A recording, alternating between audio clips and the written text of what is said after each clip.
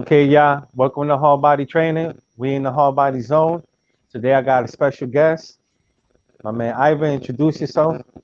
Hey man, it's your boy Ivan the Great. Here, thank you, Hardbody, for having me on your platform, man. You know what I'm saying? You can find me on my page at Ivan the Great, on IG, Ivan the Great 88.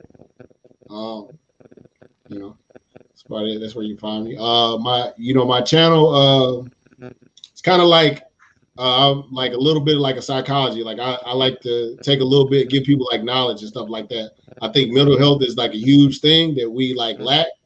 And I think when people are disseminating information, they kind of leave out the mental health aspect of it. And I try to provide that insight to give people a strategic way to kind of look at life and tools that they can use and implement to help them through their situations and stuff like that.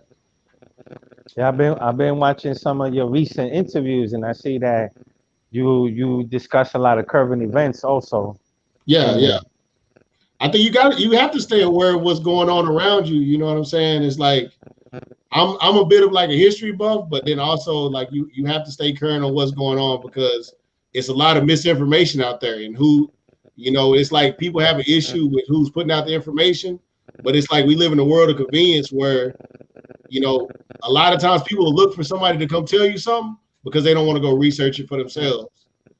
And to yeah, me, I don't want to be one of the people that don't know something and then and I'm saying something and somebody looks at me like, hey, what are you doing? Like, you know what I'm saying?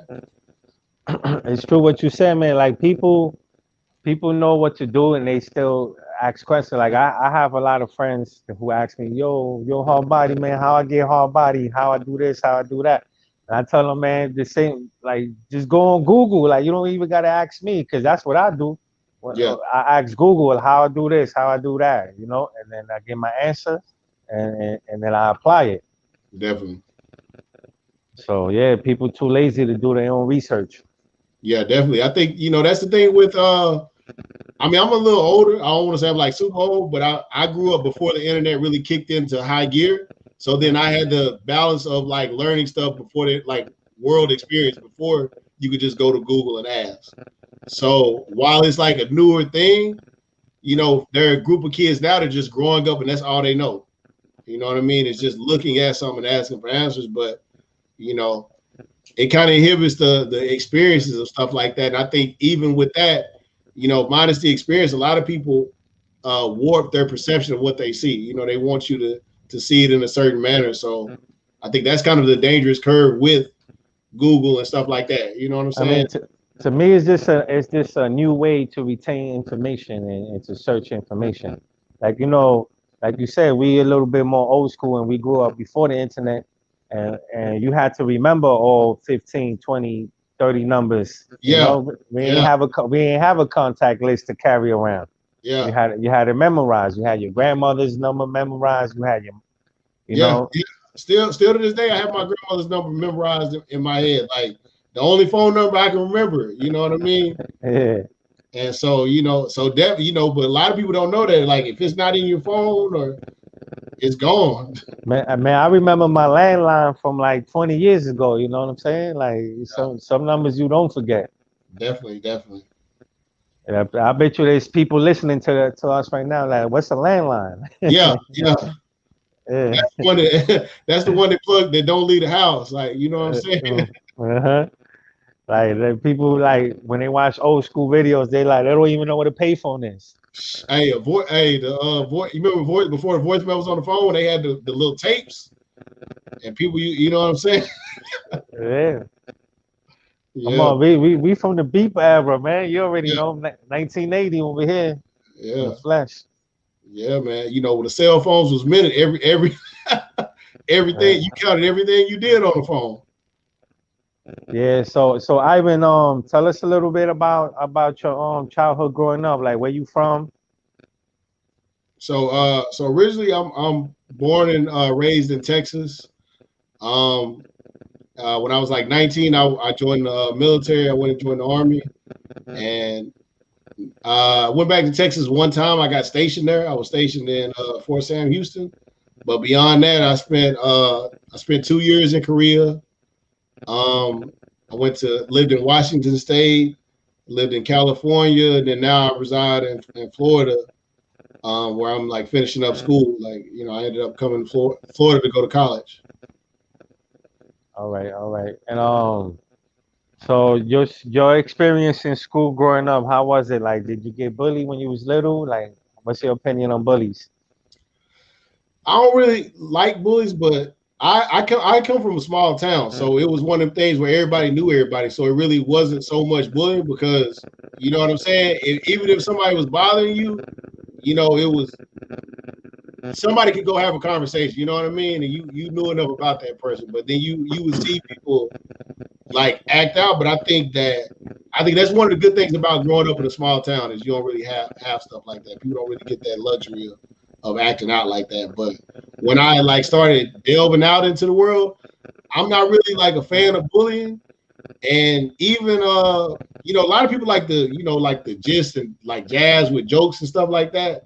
And to me, it's like, you know, with where we are with mental health, I think that it's like a very like sensitive thing, and I'm not like with publicly shaming people and stuff like that. So I have a hard time with, you know, ridiculing somebody about stuff they you know what I'm saying? Because you don't know people's exterior, what people are going through, man. You know, so I'm not really. That's not really my thing. I'm not really like I don't really look at like bullies like that. And then even with my experience in the military, you know, going into a melting pot and meeting people from different places, you know, it makes it easier. I think it's easier for me to go to new places and welcome those experiences and being outside of my comfort zone. But I think a lot of times bullies are people that are living this bubble and they're scared to step out of that bubble. So that's the reason that that bubble is so comfortable to them that they try to stay within that and they try to pull people into their world instead of being willing to step outside of theirs. You know what I'm saying? Well, I want to add on what you said about the mental health issues and how like it could be sensitive when you ridicule them or whatever. So I was gonna say, from my experience, people with mental health issues tend to be thick-skinned. What's your opinion on that? I think Like they they tend to hide it. You know what I'm saying? Yeah, What I'm yeah. I trying was to. gonna say when I think they hide it, but I wouldn't say like thick skin. I think that especially I would say someone who comes up at a young age of doing that because a lot of times, especially like depending on how your parents are, the people that are around you they shape you and tell you to kind of toughen up, or they don't let you express yourselves. And a lot of times, people that are bullied that have that thick skin are people that have told you to suppress it and told you you're wrong for expressing yourself and you're wrong for having communication. But like even when I was in the military, you know, I saw the transition with mental health, and you know, because the military has like certain goals that they focus on. So I saw the change of when PTSD became like a big thing in the military when they started looking at the war and stuff like that, where they were encouraging you to go seek out professionals and go talk to psychiatrists and those doctors. You know what I'm saying? But before, when I first got in there, they would kind of tease you about it. They would kind of make fun of people about stuff like that. You know what I'm saying? Mhm. So, you know, it just kind of depends on where. So, you know, in the military, I'm used to seeing, like, I know what you're saying, with people with those hard exterior shells. But then at the same time, in situations, sometimes they can't, you know, something will crack that shell. It's like a bulletproof vest. You know, it can take one shot and it's going to shatter it, but it's no good after that. And a lot of times you'll see people that deal with stuff and they hold it in, and then you know it's one thing that the straw that breaks the camel's back. You know what I mean? And I've seen a lot more cases of the straw that broke somebody's back, so it makes me a lot more hesitant to throw out jabs and stuff like that and joke with people like that. So that's kind of where my kick is, where I come in and I try to uplift people. You know what I mean? I don't Mhm. never want to beat nobody down, and I don't let nobody around me beat themselves up because I think it. You know what I mean? The world is hard enough, and it's enough people that's easier to go along with doing that, and that seems to be the manner of like you look around everywhere now, look at like Kwame Brown, like you know how they treated Kwame Brown, and to me it was like that's somebody that people were comfortable making fun of. And the thing about people that people make fun of is people are comfortable with them not saying anything back and not responding. And then when someone finally has enough and they say something and they go back at you, then people look at them like they're crazy. They're like, oh man, why are you acting like that? You're tripping. But the reality of it is every man has their limits. Like, you know, it's cool when you laughing, but when somebody don't want to play, like you got to respect that. I got you. what you call it? How growing up, what kind of sports did you get into? Did you know what sports did you play growing up? So I was growing up. So I'm from Texas. So if you know anything about Texas, like football is like everything in It's Texas. life, life. So yeah. So from a young age, like that was kind of something that that my people pushed me more to, and I never really like cared for football like that. I would play and participate, but my favorite sport was track and field. I used to like track and field. I wasn't like really good at it, and access to track and field because it's a lot more than just those 3 months. Like most sports now, it's a lot more than what you do in school to be better at it, to have success at it. And I mean that was my favorite. That was my favorite sport growing up was track and field. I used to run the 400-meter dash and the mile relay, the 1600-meter relay, and the 200-meter dash. Those were my races. All right, so you more into like long distance, not the short distance, Now, 100 meter. shorter distance. The 400 is still a sprint. They call it the man's race because the Yeah, sprint, a lap around the track at full speed. it's no joke. Yeah, Hey, it's no joke, and there's really not like so much of pacing. It's just it's yeah, just it's striding and sprinting. it's And all good, out. yeah. I got you. I got you. So you athletic. You was into sports. So what exercises are your go-to exercises? And what would you recommend to the people? Like, what's your go-to exercise if you recommend one? So for me, I always lean more towards running, like the cardio, just because it's always been my like strong suit. But um, I was in the military, like a lot of the like um what do you call it? Like plyometrics, like where you sit ups, push ups, like that type, because that like in the Body military, weight stuff. you're trying to basically stay fit for the PT test. Anybody that's in the military like knows that when I was there, the basic standard was push ups, sit ups, and a 2 mile run. So most of the things I did consisted around things like that. Um, I've never really been like super strong, or maybe it was like my technique.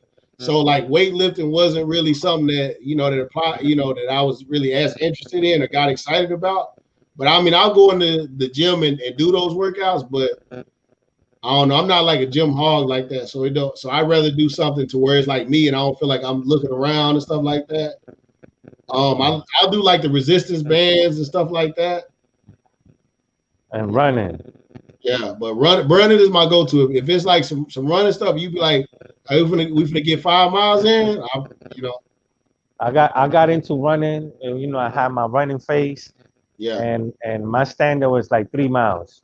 yeah, Like I was running 3 miles every day.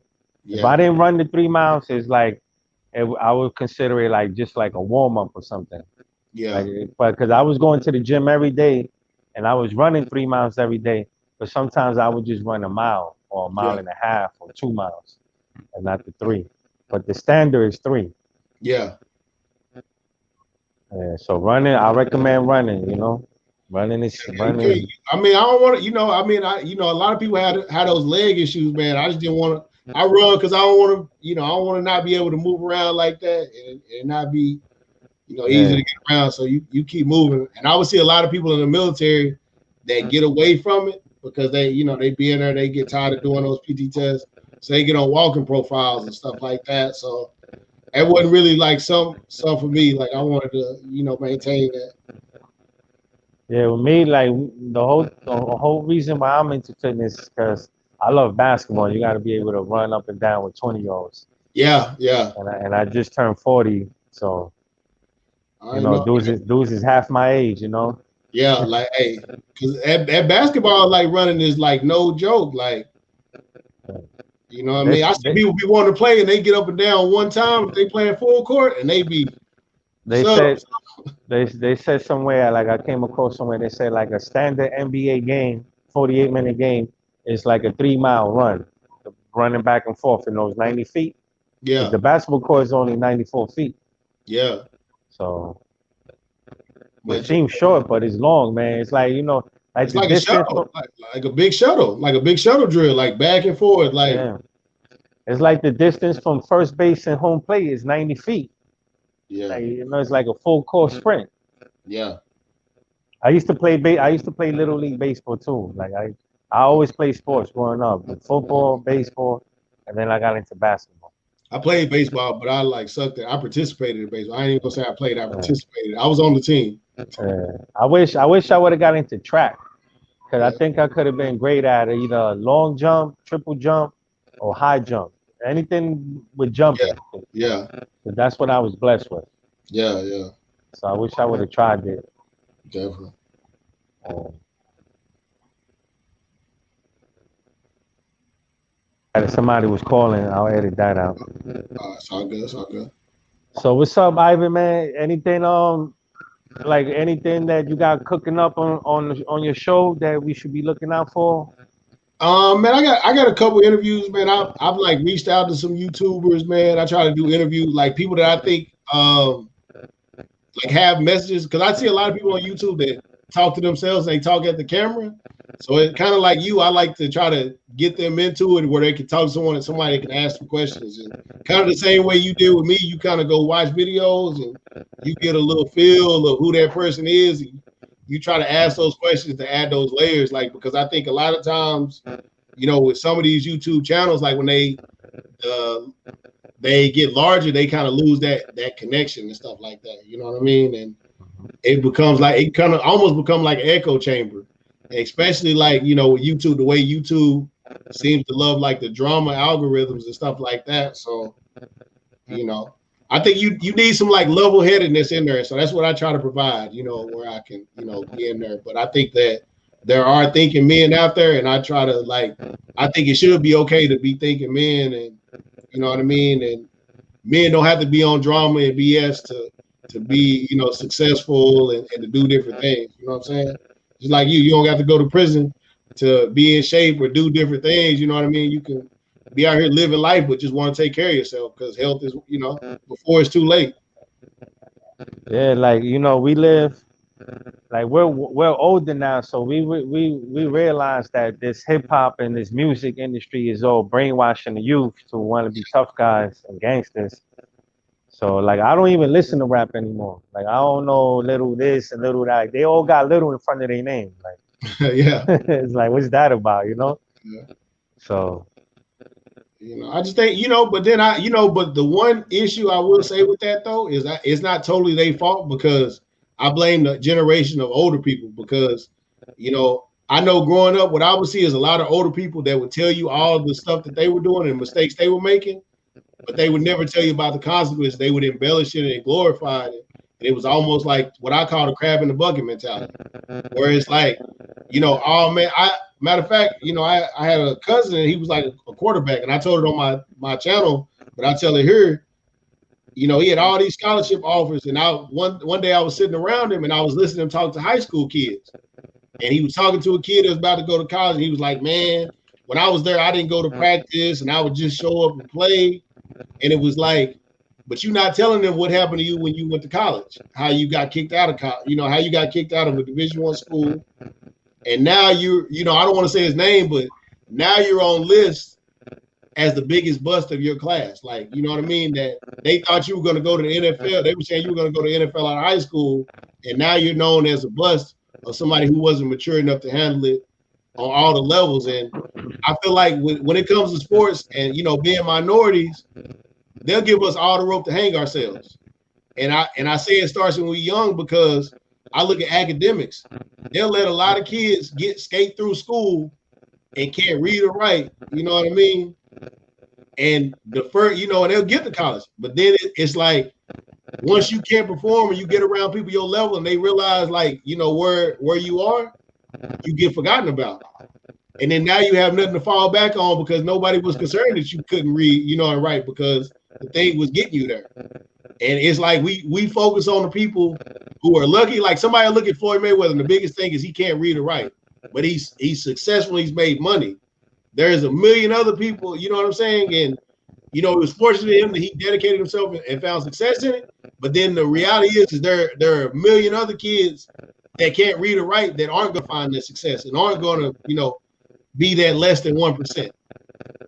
And that to me is like some value we gotta have to give back, and it's like sharing your experiences. Like you gotta be willing to share your successes just like you share your failures. I mean, it's messed up that, you know, we live in a society where like over 50% of the world's population lives less than $1 a day. Yeah, Expensive. I didn't know when I came across that stat like many years. Now this is many years ago, so this ain't like something new. yeah, And I didn't know it was that bad. yeah. You I mean, know but that. financial literacy, like a lot of times, it's like keeping up with the Joneses, and it's like what is hip hop, culture? Like, everybody got to have a nice car. I moved to Florida, I see more Mercedes Benzes and stuff like that. And I see where people live and have these possessions. Like, man, it's like, what do you value and what are you teaching somebody? Like, you can't take that with you, and it's like you live in this YOLO mentality of me. And it's like my homeboy he had a song, and he was like, "Women want dudes that ain't got their affairs in order." You see how, man? It's like now, man. You see these people living this good life, and then they die, and they got to GoFundMe up. Yeah, everybody got to go fund me. That's the new. You know what I mean? It's like, bro, you shit in everybody's face by doing this. Like, you was in a club popping bottles, and then now, you know what I mean? Your family's trying to get $5,000 to bury you. Like, Look, the hood mentality. I can't. This is a video I saw like maybe 3 days ago. So somebody, I think he was from Detroit, but it don't matter where he was from. He won $50,000 on a scratch ticket, and he went and bought a $28,000 gold chain and got stolen at the gas station. But yeah, and the dude that did it like goes to the gas station regularly and robs people. Yeah, I saw that. Yeah, you saw that, right? I'm like, Yeah. wow, like, but like you see what the hood mentality, like you come up 50,000 and what you go buy a $28,000 gold chain. The chain that ain't even really worth that when you leave there. But it's like all them homes in that community, like them abandoned homes that you can go invest in and put your money in. But it's like, man, you get called a nerd for, like, I get called a nerd a lot and all types of names for talking the way I talk. But it's like at the end of the day, I look at it like this, man. A lot of these dudes, it's like, it's cool to be dumb, man. That's the. You know what I mean? Yeah, you definitely. Yeah, I've been watching your channel. You a smart man, man. You know what I'm saying? So for somebody to call you a nerd is to show you like how ignorant, and how immature the mentality is. But a lot of people hold on to it. They just hold on to that mentality. But I think that's something that it's like that comfort zone thing. Like a lot of people are scared to be intelligent and express themselves in that manner because it's like we got to portray ourselves as ignorant. You know what I mean?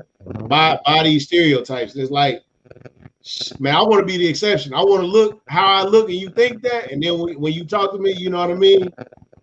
It's like, don't let the smooth taste fool you.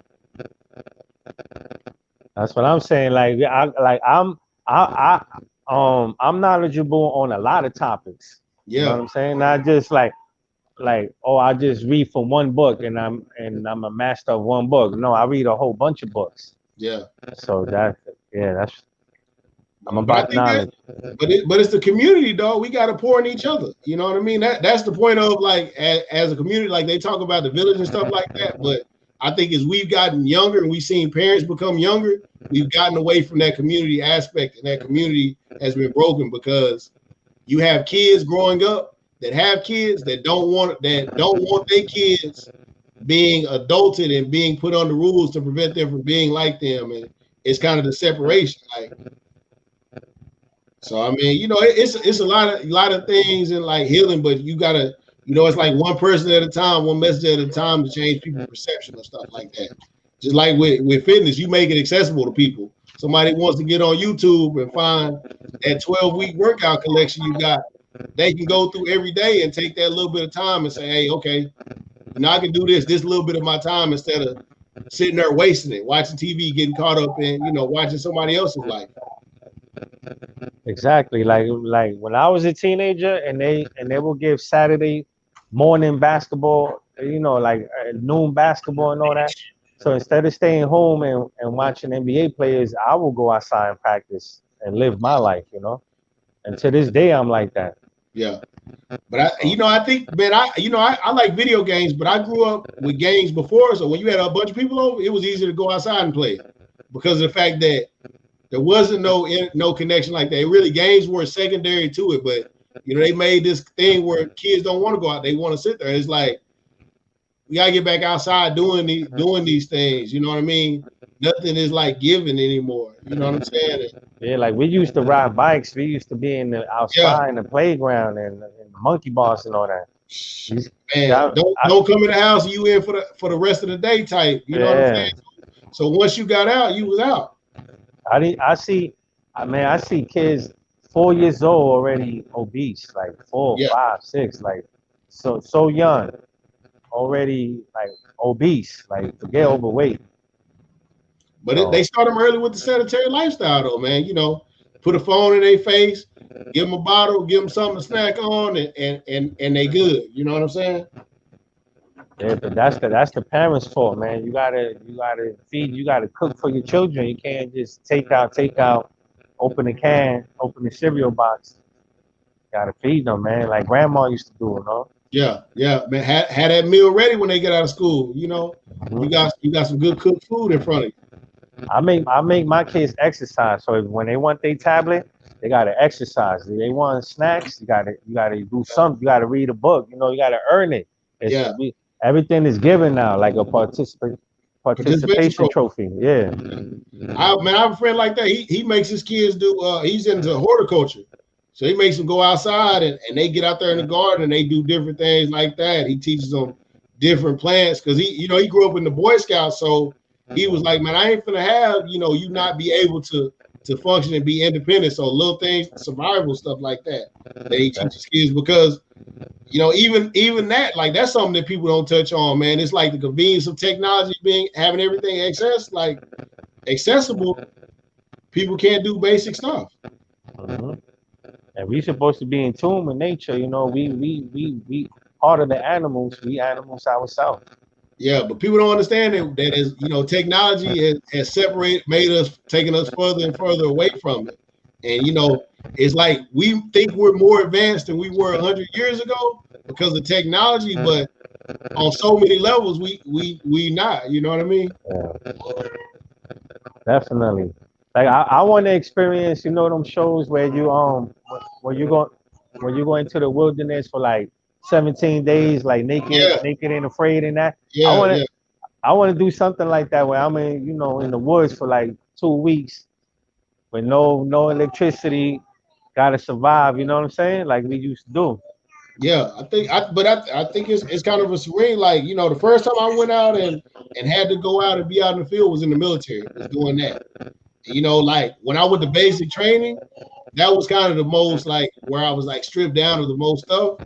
But when I was in like the regular, like once I like made it on into my units and stuff, it was you could pack snacks and all those different things. So it wasn't that that kind of survival thing. Just been out there uncomfortable. But definitely, I think that's something that as a challenge, man. I support you if you do it, man. Put together a little tape, man, and send it in, man. Get man. Documented on YouTube, Tell you.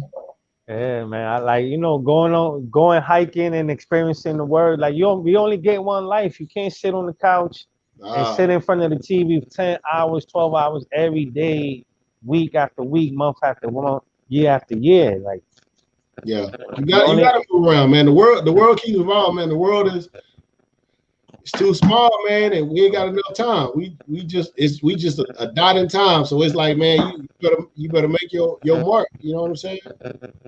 Definitely. Because all the old people live with regret. Every older person, they have regret of what they did and didn't do. So Ivan, tell the people one more time how they could get in touch with you. So you can find me. My page is IvanTheGreat. It's on YouTube. You can come on my channel, man. You can like, comment, subscribe. If you don't like it, tell me what you think. You know what I mean? I'm open to criticism, support, all that, because it's the only way we're gonna learn.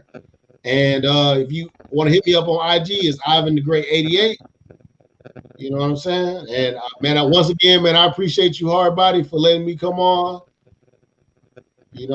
Anytime, Ivan. So you know what I'm saying. With that being said, thank you for coming on, Salute. and we're gonna do this again next time. You already know. Definitely, definitely. All right, man. Have a good one. You too.